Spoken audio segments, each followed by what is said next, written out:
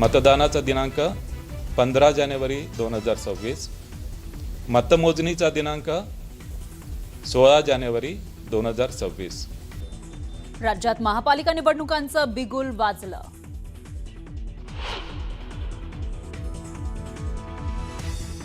तेवीस डिसेंबर ते 30 डिसेंबर 2025 या काळामध्ये अर्ज भरता येणार, तर 2 जानेवारी 2026 या तारखेपर्यंत अर्ज मागे घेता येणार.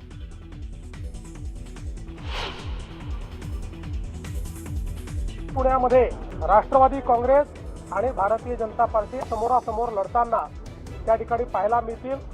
पण असं असलं तरी ही मैत्रीपूर्ण लढत असेल, याच्यामध्ये कुठेही कटुता नसेल. पुणे महापालिका निवडणुकीमध्ये अजित पवारांच्या राष्ट्रवादीशी युती नाही. मुख्यमंत्री फडणवीसांचं स्पष्टीकरण, राष्ट्रवादीशी युती नाही, मात्र मैत्रीपूर्ण लढू, तर शिवसेनेसोबत ठिकठिकाणी भाजपची युती.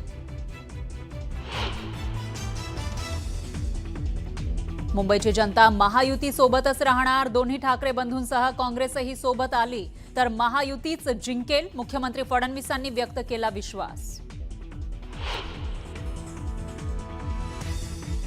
भाजप आता बिल्डर जनता पार्टी झाली आहे. केंद्र आणि राज्यामध्ये भाजपचं सरकार असूनही भाजपच्या फसव्या घोषणा सुरूच. आदित्य ठाकरेंकडून भाजपवर सडकून टीका.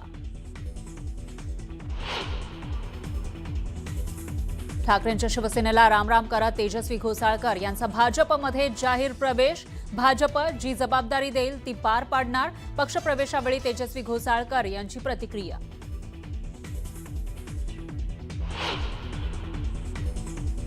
जुन्नरच्या पारगावात बिबट्याच्या हल्ल्यामध्ये 8 वर्षांच्या मुलाचा मृत्यू. उसाच्या शेतात दबा धरून बसलेल्या बिबट्याचा मुलावर हल्ला. ग्रामस्थांमध्ये संतापाची लाट.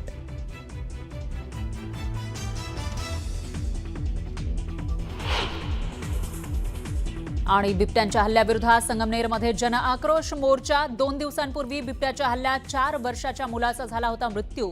बिबटेमुक्त तालुका करा, संगमनेरकरांची मागणी.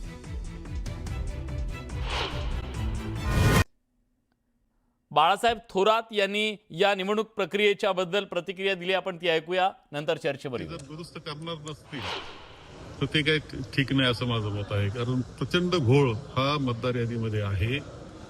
जी केंद्रीय निवडणूक आयोगाची मतदार यादी आहे ती आम्ही 1 जुलैला स्वीकारली आणि तुम्ही तशी वापरली, चुकांसह ती स्वीकारली. एक तर केंद्रीय निवडणूक आयोग जो राज्याचा आहे त्यांनी का नाही दुरुस्त केलं सगळं.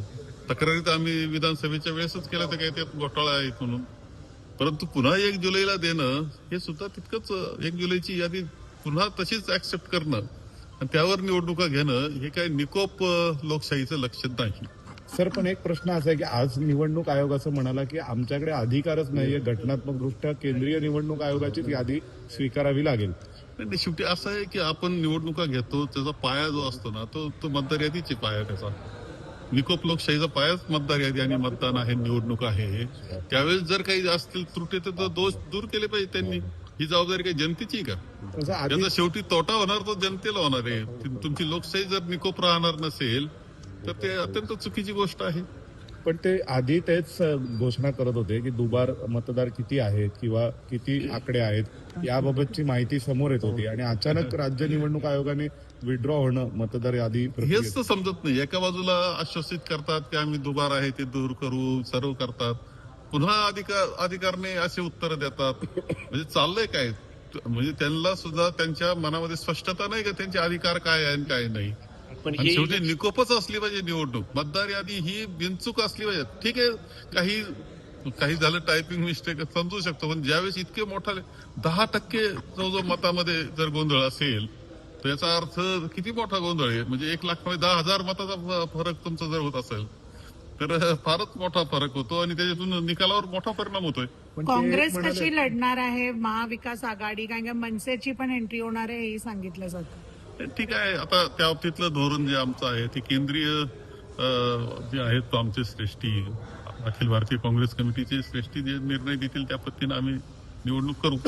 राज्य निवडणूक आयोग असं म्हणाला की आम्ही प्रतिज्ञापत्र भरून घेणार जे दुबार मतदार आहेत त्यांच्यावर आणि एकाच ठिकाणी कुठे ते मतदान करणार आहेत. तसं डबल स्टार याला पोर खेळापेक्षा जास्त वेगळा शब्द वापरता येत नाही. निवडणुकीचा पोर खेळ असं म्हणावं लागेल. तुम्ही किती जणांकडून घ्याल? तुम्ही जर 10 ठिकाणी जर तेच नाव येत असतील, आपण पाहिले की 10 ठिकाणी एकच नाव 10 ठिकाणी कधी असं. निवडणुकांचं बिगुल वाजलं आणि त्यानंतर राजकीय पक्षांच्या प्रतिक्रियेला सुरुवात झालेली आहे. आतापासूनच प्रत्येक जण आपापला अजेंडा सेट करण्याचा प्रयत्न करतोय.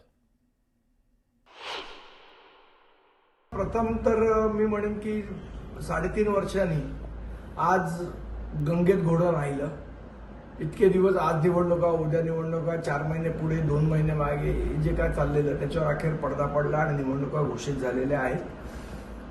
निश्चितपणे ही एक आनंदाची बाब आहे. पण ज्या पद्धतीने मतदार यादीत घोळ होता तो सुधारण्याच्या ऐवजी तशाच घोळांचं आपण निवडणुकीला सामोरं जातोय.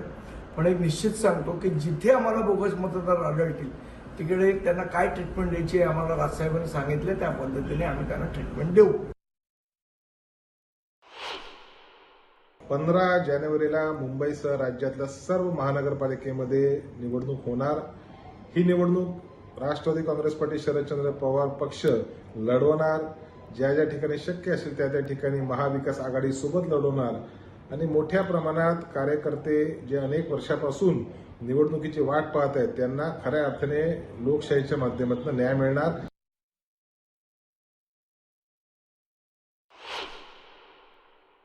निवडणूक आहे 15 जानेवारी. 15 जानेवारी म्हणजे संक्रांत, म्हणजे महिलांचा सण आणि त्याच वेळेला महिलांना अडकवायचं. म्हणजे घरामध्ये ठीक आहे, निवडणूक होऊ घातलीच आहे, सगळे रेडी आहेत.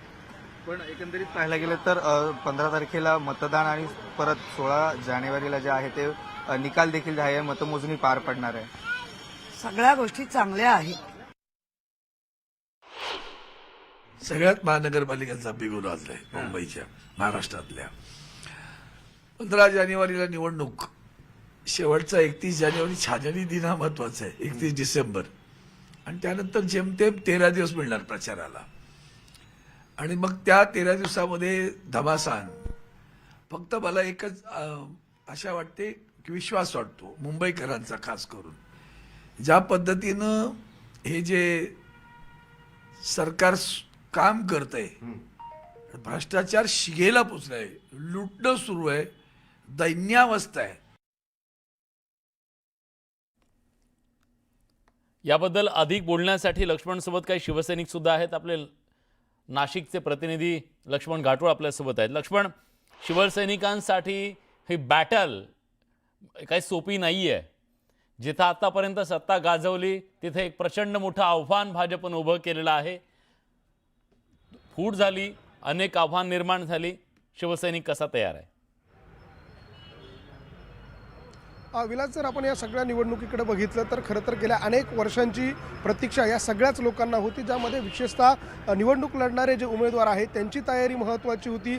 अनेक वेळा असं होत होतं की निवडणूक 1 वर्षांनी होणार, 6 महिन्यांनी होणार, 15 दिवसांनी होणार, अशा पद्धतीची तयारी त्यांच्याकडनं केली जात होती. मात्र वारंवार निवडणुका ज्या आहेत त्या पुढे जात होत्या. मात्र आज खऱ्या अर्थानं निवडणुकांचा बिगुल वाजलेला आहे आणि त्यामुळे निश्चितपणे सगळ्याच इच्छुक उमेदवारांमध्ये एक समाधानाचं, आनंदाचं वातावरण आहे. मात्र दुसरीकडे आता कुठे युती, कुठे आघाडी, कुठे आघाडीत बिघाडी, हे सगळं चित्र जे आहे ते महाराष्ट्राच्या समोर येईल. मात्र आता या निवडणुकीच्या एकूण ज्या तारखा जाहीर झालेल्या यावरती या सगळ्या लोकांचं म्हणणं काय आहे. आपल्यासोबत शिंदेच्या शिवसेनेचे काही पदाधिकारी आहे, माझ्या बाजूला जे उभे पदाधिकारी दिसत आहे हे सगळे इच्छुक उमेदवार आहे. हे अनेक वर्षांपासून तयारी करताय. निवडणुकीचा बिगुल वाजलेला आहे. ही निवडणूक आता किती आव्हानात्मक वाटते तुम्हाला?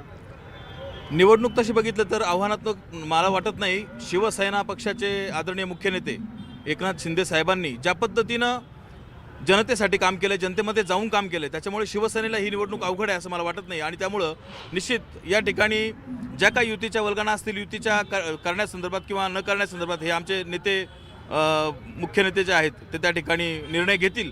परंतु 7 वर्षानंतर ज्या निवडणुका होत आहेत त्याच्यामुळे इच्छुकांची संख्या बघता या ठिकाणी प्रत्येक इच्छुकाला आणि ज्या ठिकाणी इतक्या वर्षापासून आम्ही काम करतो आहोत तर प्रत्येकाला असं वाटतं की प्रत्येकाला ही संधी मिळाली पाहिजे. आणि निश्चित जर सन्मानजनक जर जागा या ठिकाणी मिळणार असतील तर युती करण्यास हरकत नाही. परंतु जर कुठेतरी आम्हाला जर दबावात्मक जर आमच्यावरती राजकारण असं जर आणलं जाणार असेल तर माझी विनंती राहील आमच्या आदरणीय साहेबांना की साहेब, आपला सन्मान हा राखलाच गेला पाहिजे आणि त्या दृष्टिकोनातूनच आपण काम केलं पाहिजे. मला काय वाटतं, ही निवडणूक भाजप आणि शिंदेची शिवसेना एकत्र लढली तर नाशिकमध्ये फायदा होईल असं वाटतं का? निश्चितच, कारण आपण केंद्रापासून तर राज्यामध्ये युतीमध्येच लढलो आहे आणि ही नॅचरल युती हिंदुहृदय सम्राट बाळासाहेबांनी केली आहे। एका विचाराचे दोन पक्ष जर एकत्र असले तर निश्चित जागा जास्त भेटतील, परंतु जर याची डिवायडेशन झालं तर दुसरीकडं दुसऱ्या पक्षांनाही त्याचा फायदा होऊ शकतो। याचे निश्चितच या लोकांच्या मनात संभ्रम निर्माण होण्याची शक्यता आहे, परंतु मला असं वाटतं की युती हो ना होतो हा निर्णय तर भाईच घेणार, शिंदेसाहेबच घेतील। विरोधकांचं किती आव्हान वाटतं? विरोधकांचं आव्हान नाशिकमध्ये तसं पाहिलं तर नाहीच आहे। शिवसेना भारतीय जनता पार्टी जर युती झाली तर नाशिकमध्ये 122 पैकी 122 नगरसेवक निवडून येतील। मी याच्या गावी देतो।